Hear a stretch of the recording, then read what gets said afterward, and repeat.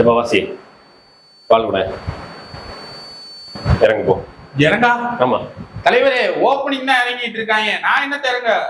இவன் இன்னும் பேடு கட்டலடா, போய் இறங்கு போ. பாடு கட்டலைன்னா ஓப்பனிங்கா நல்லா இருக்கு. ஆனா நான் பவுலிங் பிராக்டிஸ் பண்ணிட்டு இருந்தேன். பரவாயில்ல, பூடா பூடா. சரி, என்னப்பா பேட்டு கைமா அடிக்கிற? தலைவரே, போன மேட்ச் நீங்க என்ன சொன்னீங்க?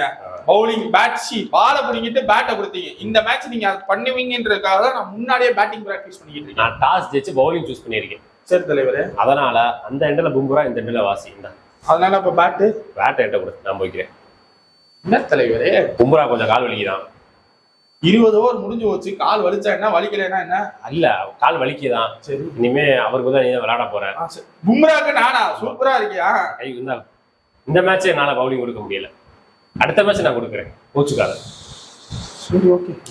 ஏப்பா, உன்னை இப்படி பண்றேன் அப்படி பண்றேன், இங்க பேட்டிங் போன்றேன் பவுலிங் போன்றேன், ஃபீல்டிங்ல கூட உட்கார வைக்கிறேன், உனக்கு ஒரு வருத்தம் இல்லையே? ஏன், என்னாச்சு? இந்தியன் டீம்ல இடம் கிடைக்கிறதே கஷ்டம். இடம் கிடைச்சிருச்சு. இல்ல நான் கஷ்டப்பட்டு என்ன ஆக போகுது? அப்போ உனக்கு கஷ்டமாவே இல்லை. வலிச்சாலும் வலிக்கலன்னா சொல்ல போற.